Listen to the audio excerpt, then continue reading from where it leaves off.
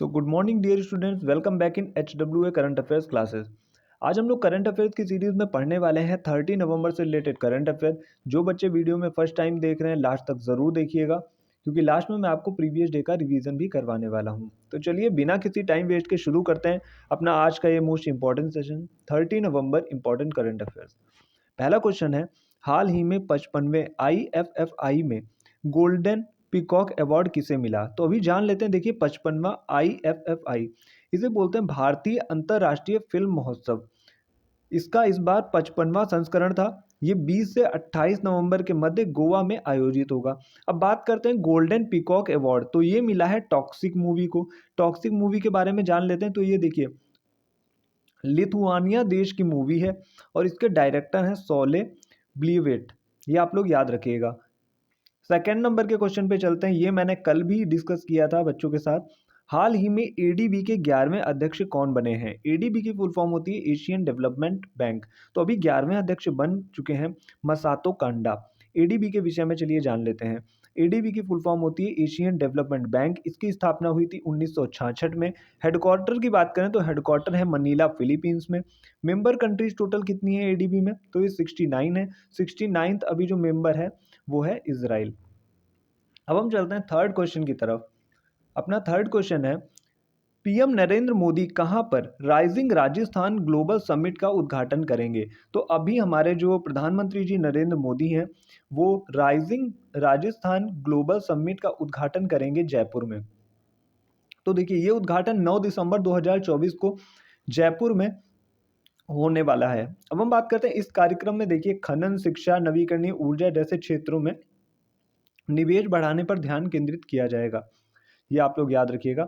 अब हम चलते हैं फोर्थ नंबर के इंपॉर्टेंट क्वेश्चन की तरफ। फोर्थ नंबर का क्वेश्चन है, भारत सरकार किस स्थान पर पहला अष्टलक्ष्मी महोत्सव आयोजित करेगी? तो अब ये नई दिल्ली में आयोजित होने वाला है। अष्टलक्ष्मी महोत्सव की बात करें तो 6 से 8 दिसंबर के बीच आयोजित होगा। कहाँ आयोजित होगा? न्यू दिल्ली में आयोजित होने वाला है। चलते हैं नेक्स्ट क्वेश्चन की तरफ, जो कि पांचवा क्वेश्चन है। हाल ही में भारतीय सेना के लिए ऑनलाइन लर्निंग प्लेटफॉर्म शुरू किया गया है, उसका नाम क्या है? तो उसका नाम है एकलव्य। स्टार मार्क कर लीजिएगा, ये एग्जाम में क्वेश्चन आ सकता है। 6 नंबर के क्वेश्चन की तरफ चलते हैं। हाल ही में किसने संरक्षा नामक मोबाइल ऐप लॉन्च किया है? तो अभी संरक्षा नामक मोबाइल ऐप लॉन्च किया है इंडियन रेलवे ने। चलते हैं नेक्स्ट क्वेश्चन की तरफ, जो कि 7 क्वेश्चन है। हाल ही में किस राज्य की सांस्कृतिक हस्तशिल्प कला जो है घर चोला को जीआई टैग मिला है?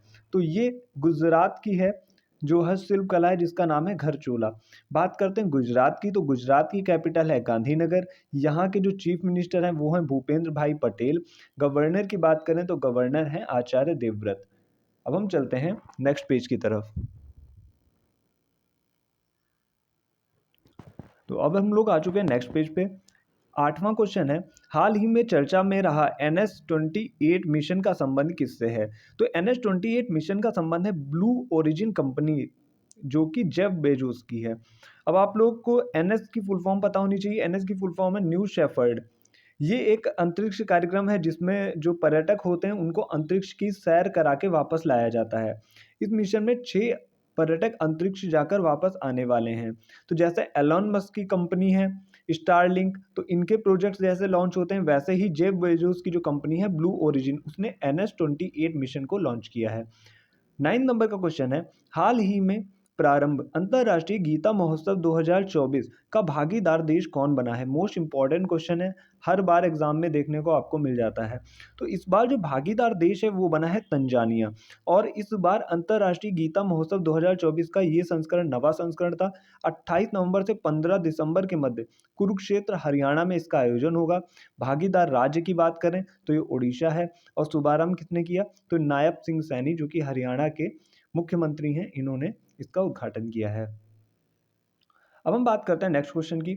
हाल ही में स्वदेशी स्टील्थ तकनीक अनलक्ष्य का अनावरण किसने किया है? तो ये किया है IIT कानपुर ने। तो देखिए, अनलक्ष्य क्या है? ये एक प्रकार का मटेरियल है, एक प्रकार का कपड़ा है या फिर आवरण कह लीजिए, जिससे कोई वस्तु दिखाई नहीं देती है। चाहे आप किसी भी रडार का यूज़ कर लीजिए, किसी कैमरे का यूज़ कर लीजिए, आपको अंदर क्या चीज़ है वो कभी दिखाई नहीं देगी। इसका उपयोग अपनी सेना के लिए और जो अपने एयरक्राफ्ट्स हैं उनके लिए होने वाला है। अब हम चलते हैं नेक्स्ट नंबर के क्वेश्चन की तरफ। हाल ही में यूएनसीसीडी पार्टियों के सम्मेलन का 16वां सत्र कहाँ प्रारंभ होगा? तो ये प्रारंभ होने वाला है रियाद में। अब हम जान लेते हैं यूएनसीसीडी क्या है। United Nation Convention to Combat Desertification. इसकी स्थापना होती है 1994 में और ये इस बार का जो है 16वां सत्र है। अब बात करते हैं, देखिए कॉप 29, इसमें जो मेंबर्स हैं इनकी मीटिंग को ही कहते हैं कॉप, यानी कि कॉन्फ्रेंस ऑफ पार्टीज। कॉप 29 का जो विषय था वो था क्लाइमेट चेंज और इसकी बैठक होती है बाकू अजरबैजान में।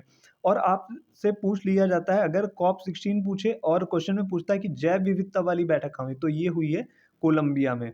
और इस बार अगर इसका पूछ लेता है, कॉप सम्मेलन जो डिजर्टिफिकेशन के लिए हुआ है वो कहाँ हुआ है? रियाद में। बस आप लोगों को इतना ध्यान रखना है, बस इतना माइन्यूट सा अंतर है और आपका आंसर भी गलत हो सकता है। डिजर्टिफिकेशन का कॉप 16 पूछता है तो रियाद में हुई, और जैव विविधता के लिए कॉप 16 पूछता है तो वो कोलंबिया में हुई।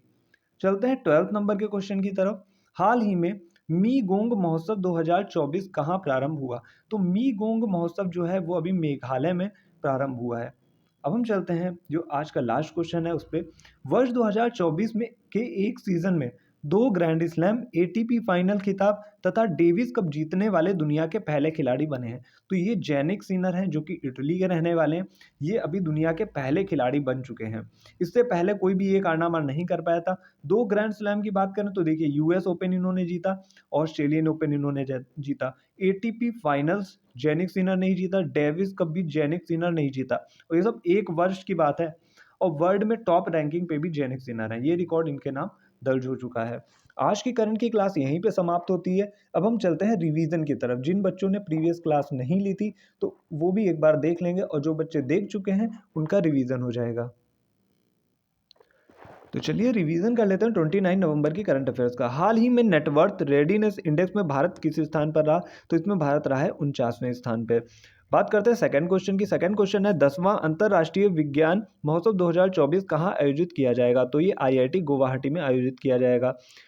थर्ड नंबर का क्वेश्चन है हाल ही में एडीबी के 11वें अध्यक्ष चुने गए? तो ये बने हैं मसातो कांडा। आज भी मैंने ये क्वेश्चन आपको पढ़ाया हुआ है। चलते हैं फोर्थ क्वेश्चन की तरफ। हाल ही में भारत तथा किस देश के मध्य द्विपक्षीय अभ्यास अग्नि वॉरियर 2024 शुरू हुआ? तो ये शुरू हुआ सिंगापुर के मध्य। अभ्यास 28 नवंबर से 30 नवंबर के मध्य चलने वाला है, यानी कि आज ये फिनिश हो जाएगा। स्थान कौन सा है? देवलाली, महाराष्ट्र। फिफ्थ नंबर का क्वेश्चन है हाल ही में 2023-24 में भारत का दुग्ध उत्पादन कितने प्रतिशत बढ़ा है? तो ये बढ़ने वाला है, बढ़ चुका है 3.78%। अब हम चलते हैं नेक्स्ट पेज की तरफ। आ चुके हैं नेक्स्ट पेज पे। 6 नंबर का क्वेश्चन है हाल ही में रोचडेल पाइनियर्स अवार्ड 2024 से सम्मानित दूसरे भारतीय कौन है? तो ये बने हैं डॉक्टर उदय शंकर अवस्थी। बात करते हैं 7 क्वेश्चन की। तो प्रधानमंत्री मोदी भारत के सबसे बड़े ग्रीन हाइड्रोजन हब का शुभारंभ कहाँ करेंगे? तो ये करने वाले हैं विशाखापत्तनम, आंध्र प्रदेश में। 8 नंबर का क्वेश्चन है भारत की पहली अंतरिक्ष एआई लैब MOITD का निर्माण किया गया है? तो ये किया है टेक मी टू स्पेस, एक हैदराबाद की कंपनी है, इसने इसका निर्माण किया हुआ है। चलते हैं 9 नंबर के क्वेश्चन की तरफ। हाल ही में चर्चा में रहे ई दाखिल पोर्टल का संबंध किससे है? तो ये संबंध है उपभोक्ता मामला विभाग से। 10 नंबर का क्वेश्चन है हाल ही में अंडर 8 विश्व कैडेट शतरंज चैंपियनशिप 2024 का खिताब जीता है? तो ये जीता है दिवित रेड्डी ने, जो कि तेलंगाना के रहने वाले हैं। और इसका होस्ट कौन था? अंडर 8 विश्व कैडेट शतरंज चैंपियनशिप 2024 का तो होस्ट था इटली। इसके आगे मैं होस्ट लिख देता हूँ। बात करते हैं लास्ट क्वेश्चन की। तो लास्ट क्वेश्चन है हाल ही में K4 मिसाइल का सफल परीक्षण किसने किया है? तो देखिए ये INS अरिगा से इसका सफल परीक्षण किया गया है, और ये एक SLBM है, यानी कि सबमरीन लॉन्च बैलिस्टिक मिसाइल, और ये परमाणु हथियार भी ले जाने में सक्षम है, यानी कि ऐसी एक मिसाइल जिसे हम सबमरीन से लॉन्च कर सकते हैं। और K4 जो मिसाइल है भारत की दूसरी ऐसी मिसाइल है।